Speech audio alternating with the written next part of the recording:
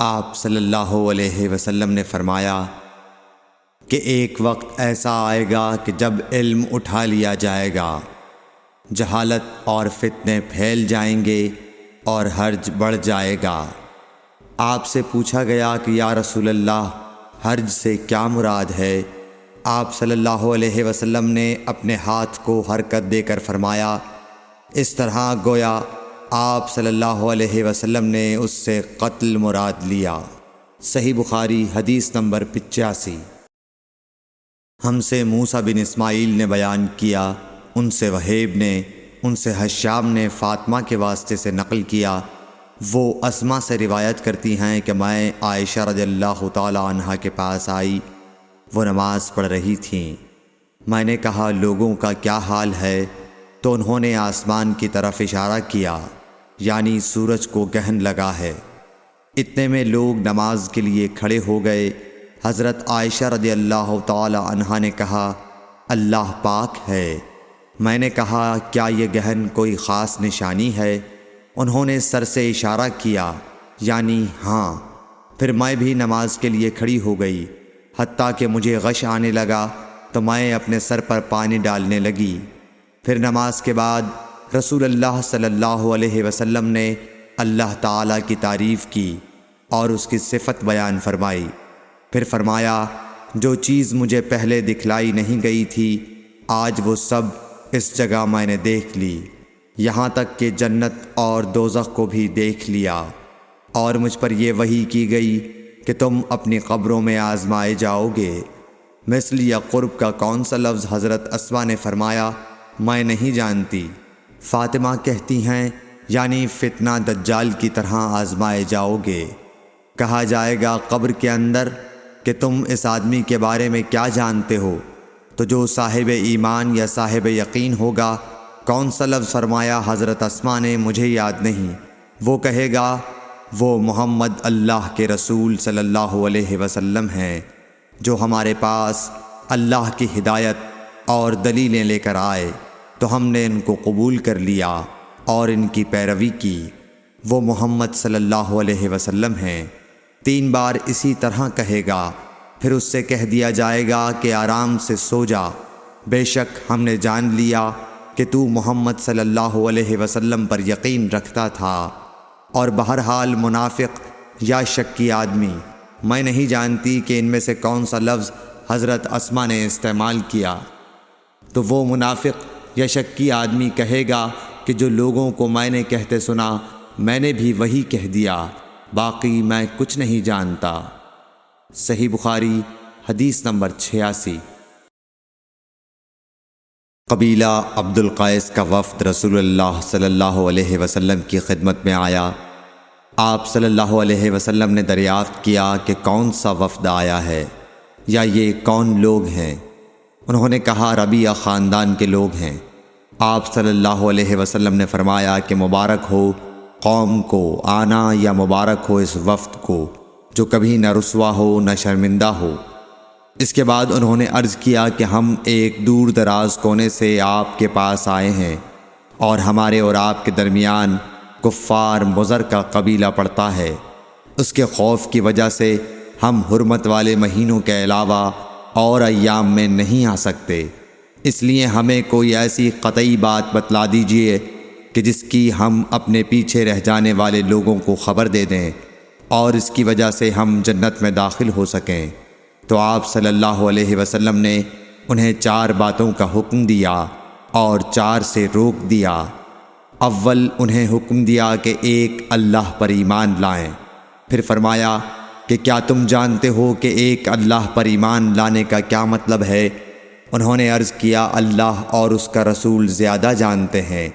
آپ صلی اللہ علیہ وسلم نے فرمایا ایک اللہ پر ایمان لانے کا مطلب یہ ہے کہ اس بات کا اقرار کرنا کہ اللہ کے سوا کوئی معبود نہیں، اور یہ کہ محمد صلی اللہ علیہ وسلم اللہ کے سچے رسول ہیں، اور نماز قائم کرنا، زکوٰۃ ادا کرنا، اور ماہ رمضان کے روزے رکھنا، اور یہ کہ تم مال غنیمت سے 5واں حصہ ادا کرو، اور 4 چیزوں سے منع فرمایا: دبا، حنتم، مضفت کے استعمال سے۔ اور چوتھی چیز کے بارے میں شعبہ کہتے ہیں کہ ابو حمزہ بسا اوقات نقیر کہتے تھے اور بسا اوقات مقیر۔ اس کے بعد رسول اللہ صلی اللہ علیہ وسلم نے فرمایا کہ ان باتوں کو یاد رکھو اور اپنے پیچھے رہ جانے والوں کو بھی ان کی خبر کر دو۔ صحیح بخاری حدیث نمبر 87۔ عقبہ نے ابو احاب بن عزیز کی لڑکی سے نکاح کیا تو ان کے پاس ایک عورت آئی اور کہنے لگی کہ میں نے عقبہ کو اور جس سے اس کا نکاح ہوا ہے اس کو دودھ پلایا ہے۔ یہ سن کر عقبہ نے کہا مجھے نہیں معلوم کہ تو نے مجھے دودھ پلایا ہے، نہ تو نے کبھی مجھے بتایا ہے۔ تب سوار ہو کر رسول اللہ صلی اللہ علیہ وسلم کی خدمت میں مدینہ منورہ حاضر ہوئے اور آپ سے اس کے متعلق دریافت کیا تو آپ صلی اللہ علیہ وسلم نے فرمایا کس طرح تم اس لڑکی سے رشتہ رکھو گے، حالانکہ اس کے متعلق یہ کہا گیا۔ تب عقبہ بن حارث نے اس لڑکی کو چھوڑ دیا اور اس نے دوسرا خاوند کر لیا۔ صحیح بخاری حدیث نمبر 88۔ روایت ہے کہ میں اور میرا ایک انصاری پڑوسی دونوں اطراف مدینہ کے ایک گاؤں بنی امیہ بن زید میں رہتے تھے جو مدینہ کے پورب کی طرف بلند گاؤں میں سے ہے۔ ہم دونوں باری باری حضرت صلی اللہ علیہ وسلم کی خدمت شریف میں حاضر ہوا کرتے تھے۔ ایک دن وہ آتا، ایک دن میں آتا۔ جس دن میں آتا اس دن کی وحی کی اور رسول اللہ صلی اللہ علیہ وسلم کی فرمودہ دیگر باتوں کی اس کو خبر دے دیتا تھا، اور جب وہ آتا تو وہ بھی اسی طرح کرتا۔ تو ایک دن وہ میرا انصاری ساتھی اپنی باری کے روز حاضر خدمت ہوا۔ جب واپس آیا تو اس نے میرا دروازہ بہت زور سے کھٹکھٹایا اور میرے بارے میں پوچھا کیا عمر یہاں ہیں؟ میں گھبرا کر اس کے پاس آیا۔ وہ کہنے لگا کہ ایک بڑا معاملہ پیش آ گیا ہے، یعنی رسول اللہ صلی اللہ علیہ وسلم نے اپنی بیویوں کو طلاق دے دی ہے۔ پھر میں اپنی بیٹی حفصہ کے پاس گیا، وہ رو رہی تھی۔ میں نے پوچھا کیا تمہیں رسول اللہ صلی اللہ علیہ وسلم نے طلاق دے دی ہے؟ وہ کہنے لگی میں نہیں جانتی۔ پھر میں نبی کی خدمت میں حاضر ہوا۔ میں نے کھڑے کھڑے کہا کہ آپ نے اپنی بیویوں کو طلاق دے دی ہے؟ آپ صلی اللہ علیہ وسلم نے فرمایا نہیں، یہ افواہ غلط ہے۔ تب میں نے تعجب سے کہا اللہ اکبر، اللہ بہت بڑا ہے۔ صحیح بخاری حدیث نمبر 89۔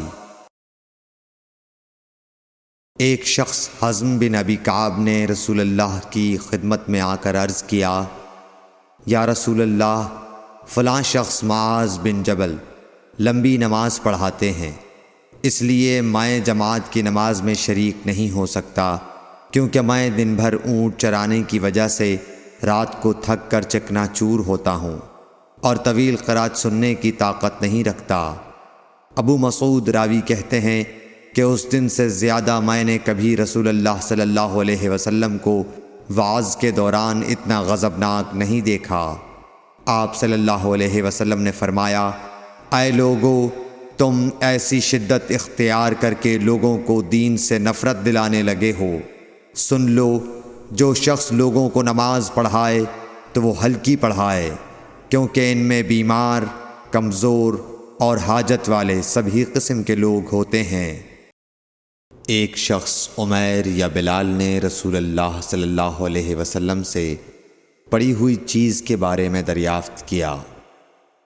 آپ نے فرمایا اس کی بندھن پہچان لے، یا فرمایا کہ اس کا برتن اور تھیلی کو پہچان لے، پھر 1 سال تک اس کی شناخت کا اعلان کراؤ، پھر اس کا مالک نہ ملے تو اس سے فائدہ اٹھاؤ، اور اگر اس کا مالک آ جائے تو اسے سونپ دو۔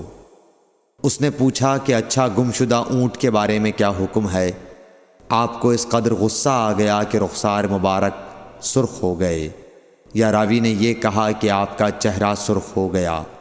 یہ سن کر آپ صلی اللہ علیہ وسلم نے فرمایا تجھے اونٹ سے کیا واسطہ؟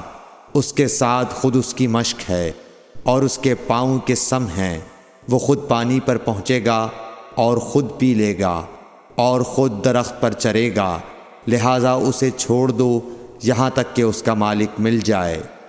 اس نے کہا کہ اچھا گمشدہ بکری کے بارے میں کیا ارشاد ہے؟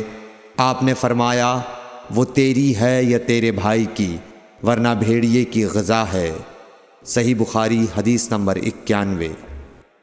رسول اللہ صلی اللہ علیہ وسلم سے کچھ باتیں دریافت کی گئیں کہ آپ کو برا معلوم ہوا، اور جب اس قسم کے سوالات کی آپ صلی اللہ علیہ وسلم پر بہت زیادتی کی گئی تو آپ کو غصہ آ گیا۔ پھر آپ نے لوگوں سے فرمایا اچھا اب مجھ سے جو چاہو پوچھو۔ تو ایک شخص نے دریافت کیا کہ میرا باپ کون ہے؟ آپ نے فرمایا تیرا باپ حذافہ ہے۔ پھر دوسرا آدمی کھڑا ہوا اور اس نے پوچھا کہ یا رسول اللہ میرا باپ کون ہے؟ آپ نے فرمایا کہ تیرا باپ سالم شیبہ کا آزاد کردہ غلام ہے۔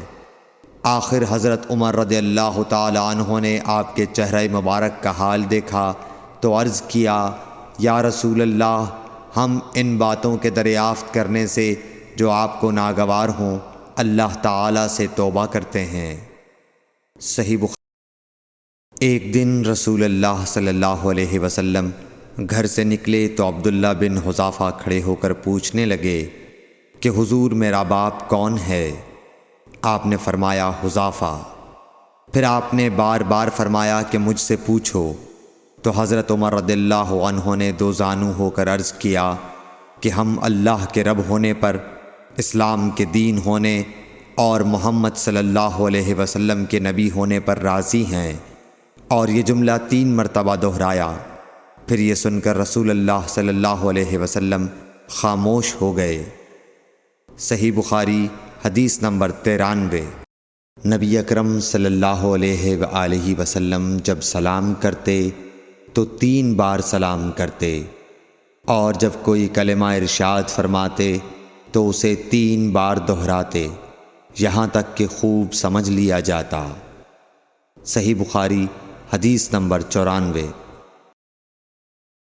رسول اللہ صلی اللہ علیہ وسلم جب کوئی کلمہ ارشاد فرماتے تو اسے 3 بار لوٹاتے یہاں تک کہ خوب سمجھ لیا جاتا، اور جب کچھ لوگوں کے پاس آپ تشریف لاتے اور انہیں سلام کرتے تو 3 بار سلام کرتے۔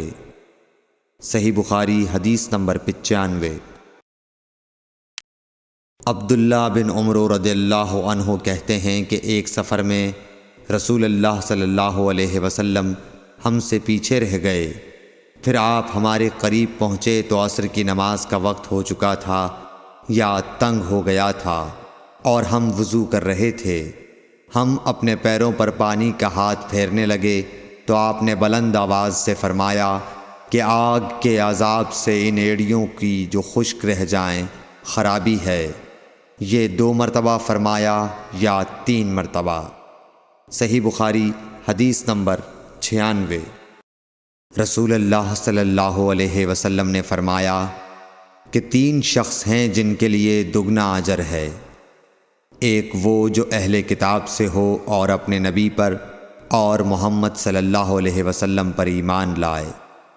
دوسرے وہ غلام جو اپنے آقا اور اللہ دونوں کا حق ادا کرے، اور تیسرے وہ آدمی جس کے پاس کوئی لونڈی ہو جس سے شباشی کرتا ہے، اور اس کو تربیت دے تو اچھی تربیت دے، تعلیم دے تو عمدہ دے، پھر اسے آزاد کر کے اس سے نکاح کر لے تو اس کے لیے دگنا اجر ہے۔ صحیح بخاری حدیث نمبر 97۔ نبی صلی اللہ علیہ وسلم ایک مرتبہ عید کے موقع پر مردوں کی صفوں میں سے نکلے اور آپ کے ساتھ بلال رضی اللہ تعالی عنہ تھے۔ آپ کو خیال ہوا عورتوں کو خطبہ اچھی طرح نہیں سنائی دیا تو آپ نے انہیں علیحدہ نصیحت فرمائی اور صدقے کا حکم دیا۔ یہ واز سن کر کوئی عورت بالی اور کوئی عورت انگوٹھی ڈالنے لگی، اور بلال رضی اللہ تعالی عنہ اپنے کپڑے کے دامن میں یہ چیزیں لینے لگے۔ صحیح بخاری حدیث نمبر 98۔ حضرت ابو ہریرہ رضی اللہ تعالی عنہ نے عرض کیا یا رسول اللہ، قیامت کے دن آپ کی شفاعت سے سب سے زیادہ سعادت کسے ملے گی؟ تو رسول اللہ صلی اللہ علیہ وسلم نے فرمایا، اے ابو ہریرہ، مجھے یقین تھا کہ تم سے پہلے کوئی اس کے بارے میں مجھ سے دریافت نہیں کرے گا، کیونکہ میں نے حدیث کے متعلق تمہاری حرص دیکھ لی تھی۔ سنو، قیامت کے دن سب سے زیادہ فیضیاب میری شفاعت سے وہ شخص ہوگا جو سچے دل سے یا سچے جی سے لا الہ الا اللہ کہے گا۔ صحیح بخاری حدیث نمبر 99۔